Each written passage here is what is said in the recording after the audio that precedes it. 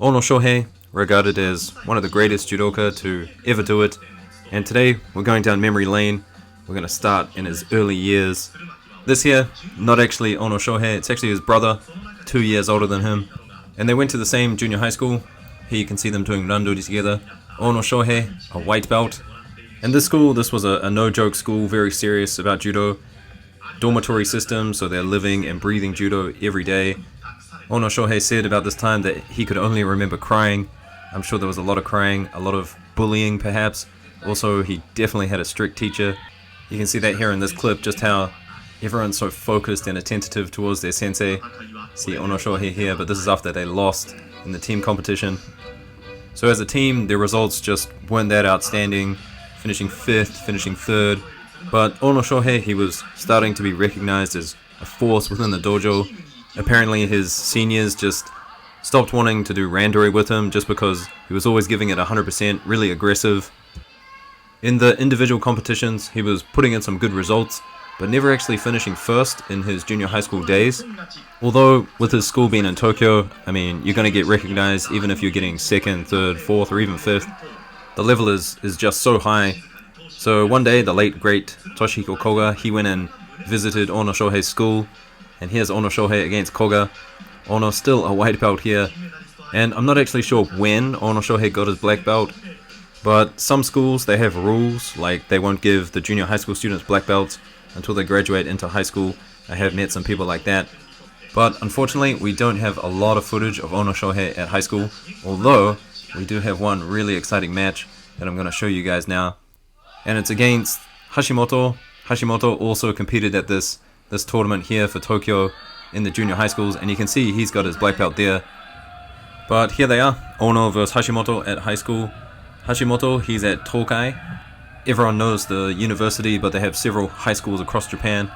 And Ono Shohei, he's just competing at the high school that's attached to the junior high school that he went to, Setagaya Gakuen, which back in the day was somewhat of a strong judo school, but these days you never really hear about it. Ono Shohei, definitely the star to come out of that school. But Tokai, you just have so many more names. Ojitani, Haga, and obviously Hashimoto, and many others who have gone through that system. So this early match, I'll put a link in the description for the entire match. It's quite interesting. These two both get really aggressive. And back in this day, they were allowed to grab legs. You can see Hashimoto, he's looking for a leg grab here. And Ono Shohei, really heavy into the newaza in his young years.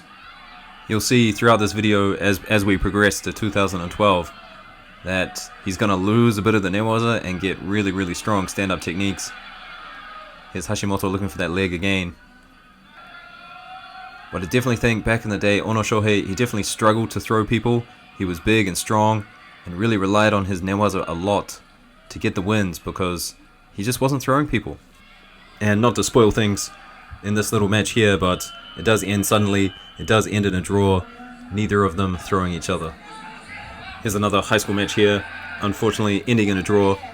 So you can see Ono Shohei, not the strongest thrower back in the day, but he did manage to win in All Japan Championships at high school. So that kind of led into these other opportunities for him.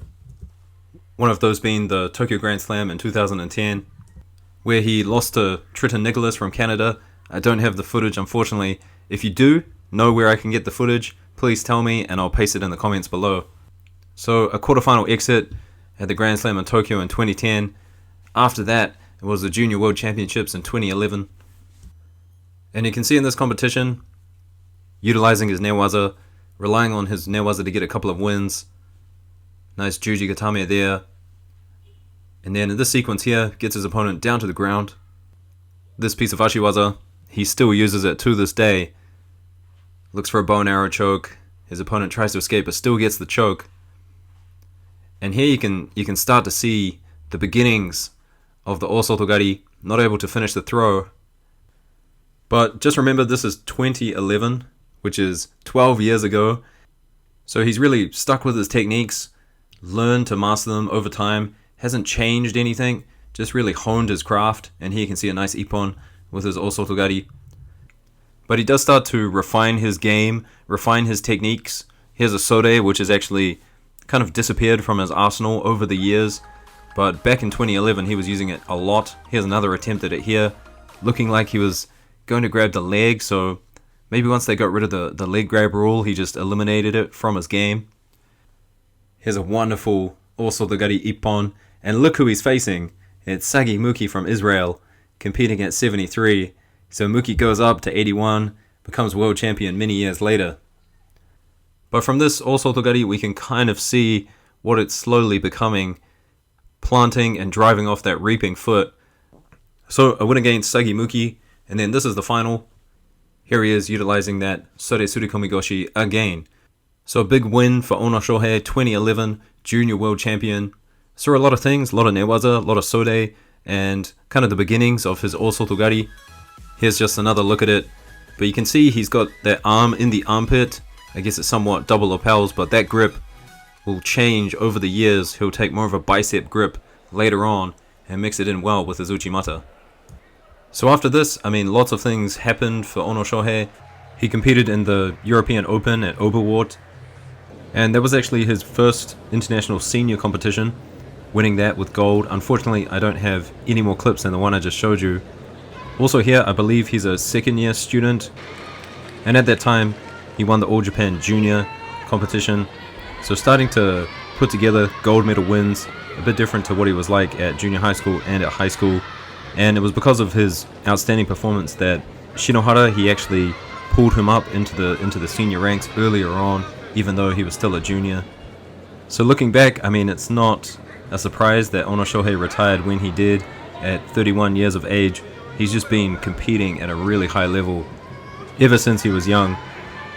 In this match here against Ota, a really good back and forth between these two.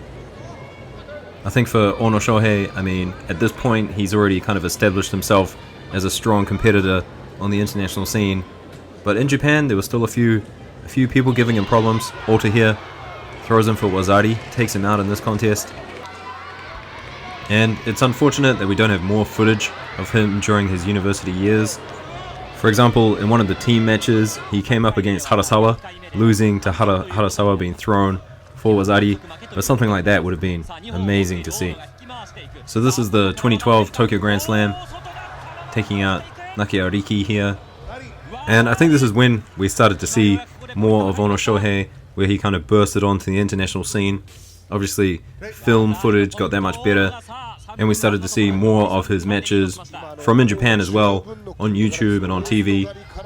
And you can see his Osotogari starting to take its final form, planting with the foot now, driving through people, instead of kind of dropping down like a Osoto Otoshi, I guess some people would call his earlier forms of it. But throwing Nakia Riki here again with Osotogari is quite incredible.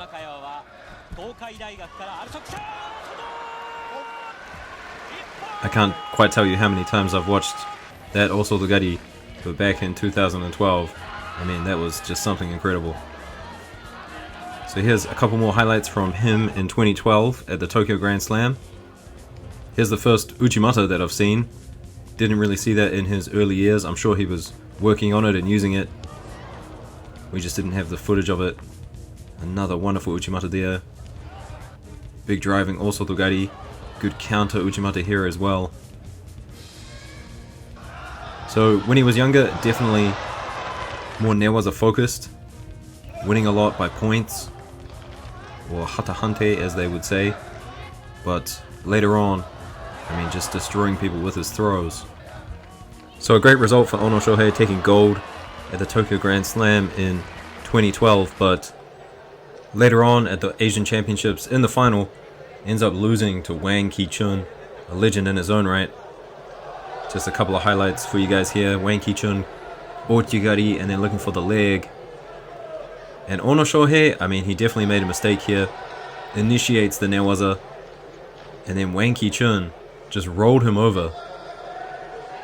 And based on Ono Shohei's earlier years, I thought he would be really good on the ground, but couldn't get out of this. Unfortunate. Takes silver here. But gets a little bit of redemption in the team final, taking out Choi Min-ho. Choi Min-ho, obviously a lighter weight judoka, competing upper weight here with Ono Shohei, but still a great victory for him. So that's it, guys, the rise of Ono Shohei. Let me know in the comments if there's any footage that I've missed for this time period up until 2012. It's kind of hard to find footage. No Judo Base up until 2012. It's from 2012 that they start putting things on Judo Base. So in the next video, it'll get much easier. I'll see you guys later. Peace.